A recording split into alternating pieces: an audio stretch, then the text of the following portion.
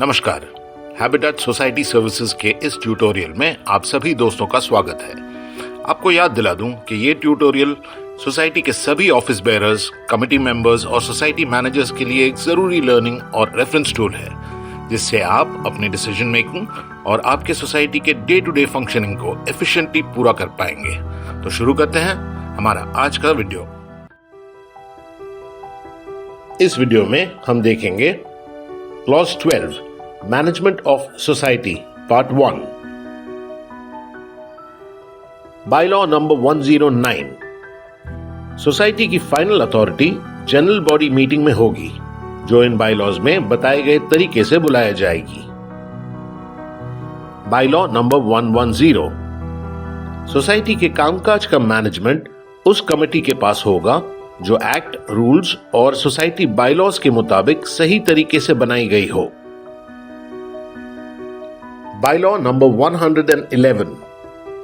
General body की meeting द्वारा दिए गए डायरेक्शंस या बनाए गए रेगुलेशंस के सब्जेक्ट में कमेटी वो सारी पावर्स एक्सरसाइज करेगी जो उसे क्लियरली दी गई हैं और बायलॉ नंबर 137 के तहत दिए गए सभी फंक्शंस को परफॉर्म करेगी।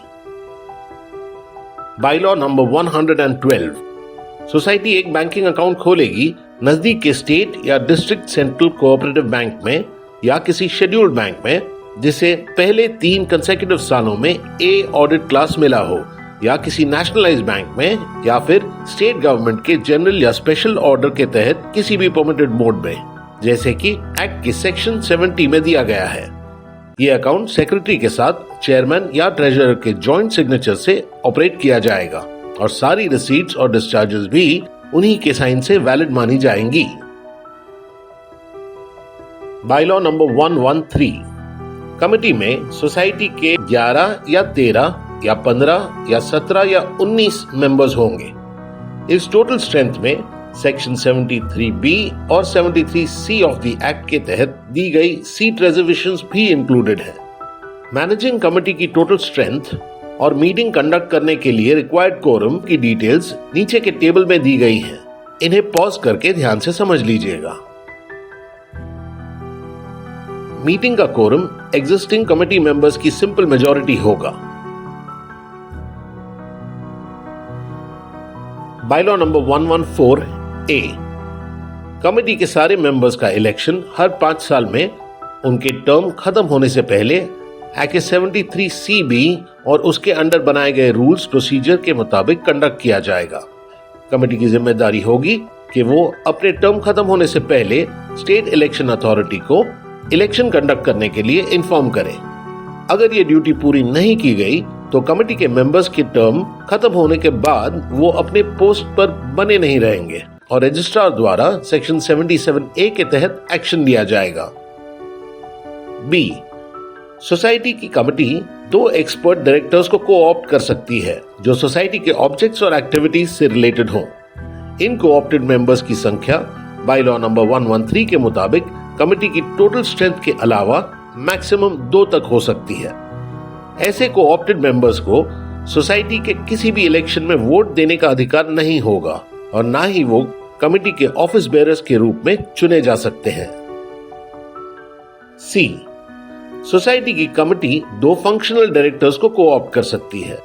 ये मेंबर्स कमेटी की टोटल स्ट्रेंथ गिनने के लिए काउंट नहीं किए जाएंगे और इन्हें वोट देने का कोई राइट नहीं होगा। डी, अगर हाउसिंग सोसाइटी को अपने शेयर कैपिटल के लिए गवर्नमेंट की तरफ से कंट्रीब्यूशन मिलता है तो कमेटी के मेंबर्स में 2 ऑफिसर्स भी शामिल होंगे जो स्टेट गवर्नमेंट द्वारा नॉमिनेट किए जाएंगे। ये 2 मेंबर्स ऊपर दिए गए मेंबर्स की संख्या के अलावा होंगे और एक्ट के सेक्शन 73AAA के तहत ये प्रोविजन दिया गया है। ई, सोसाइटी का election state cooperative election authority द्वारा सेक्शन 73CB के तहत कंडक्ट किया जाएगा। Bylaw number 115। सोसाइटी के किसी भी ऑफिसर का डायरेक्टली या इनडायरेक्टली कोई भी इंटरेस्ट नहीं होगा। इन सिचुएशंस में वो सिर्फ ऑफिशियल कैपेसिटी में एक्ट करेंगे। ए, सोसाइटी के साथ किए गए किसी भी कॉन्ट्रैक्ट में।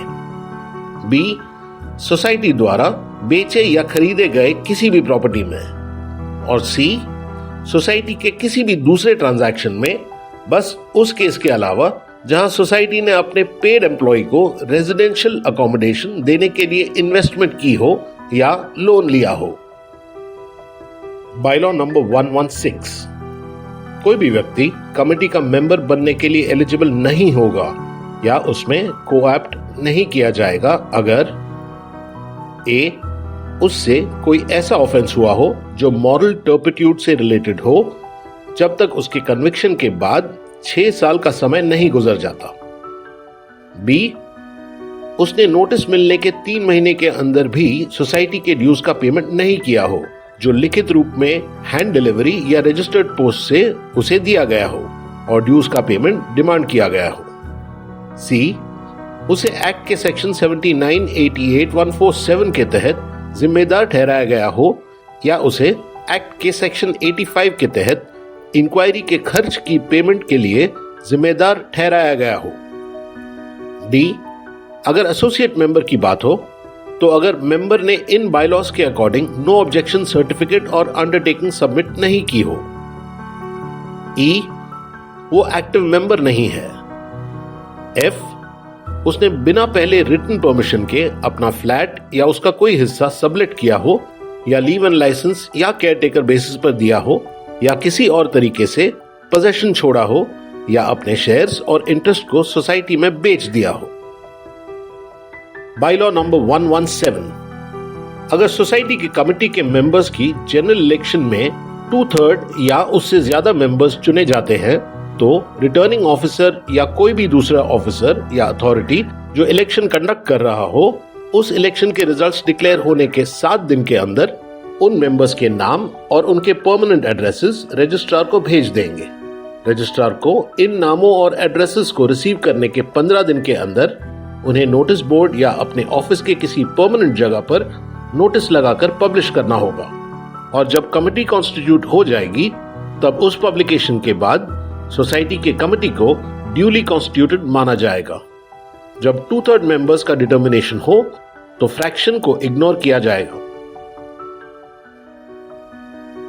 बायलॉ नंबर 118, ए किसी व्यक्ति की कमेटी मेंबरशिप सीज हो जाएगी अगर 1 वो किसी भी डिस्क्वालिफिकेशन को इनकर करता है जो बायलॉ नंबर 116 में मेंशन किया गया है, या 2 वो कमेटी की कोई भी 3 कंसेक्यूटिव मंथली मीटिंग्स में बिना लीव ऑफ एब्सेंस के नहीं आता है, बी अगर कमेटी का कोई भी मेंबर बायलॉ नंबर 1181 के तहत किसी डिस्क्वालिफिकेशन को इनकार करता है तो कमेटी अपने मीटिंग के मिनट्स में इस बात को रिकॉर्ड करेगी और सोसाइटी के सेक्रेटरी उस मेंबर और रजिस्ट्रार को इस बारे में इन्फॉर्म करेंगे।